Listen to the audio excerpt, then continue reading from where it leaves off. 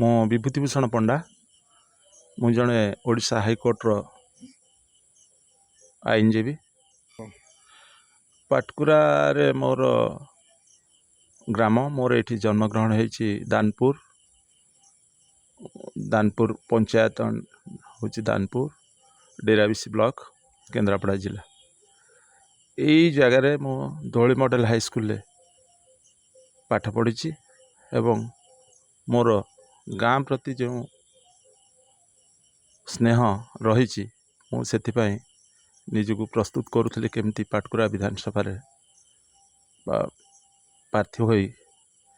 पाटकुरावासी सेवा करने मोर चिन्ह ऑटो रिक्शा चिन्ह अच्छी मोर पाटकुरार 51टा पंचायत बुलवा समय पाटकुरावासी विभिन्न समस्या सहित एवं रास्ता घाट एवं पाटकुरा हूँ एक कृषि प्रधान अंचल शिक्षा भी आर एक मेरुदंड किंतु ये से भली कृषक मानकर किसी उन्नति होना एवं कृषि क्षेत्र को विभिन्न प्रकार समय विभिन्न राजनीतिक दल मैंने ये अवहेलित कर जदियो ये अंचलर बहुत कृषक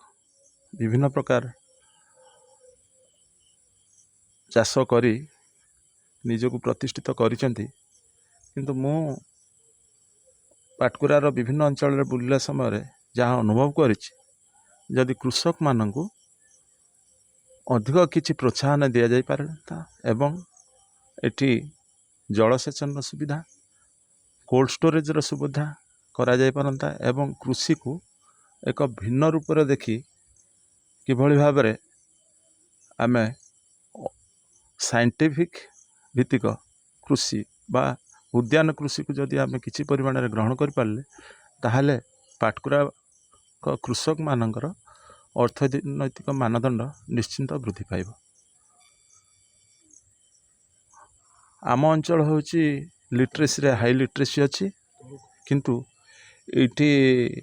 चाष जमी सम परिमाण लोक मान पाखे ना इटी प्रत्येक लोक चाकरी उपर निर्भर करती किंतु पाटकुरा एमती एक अंचल एटा हूँ डेल्टा अंचल नई आउ केनाल रे परिपूर्ण किंतु तार उचित सुविनियोग हो नथिबारु एटी कृषक मानक विभिन्न समय चाष जमी को पानी पाती ना मु चाहूँगी पाटकुरार परिवर्तन पाटकुरा जदि परिवर्तन हुए जदि राजनैतिक व्यक्ति पाटकुरा जनसाधारण सांगरे रहे एवं विभिन्न समस्या को नहीं सी आगू बढ़े ताल पाटकुरार निश्चिंत उन्नति हो पारे। ब्रिलियंट विशुद्ध नड़िया तेल घन लंबा और पड़ा केशर मूलमंत्र।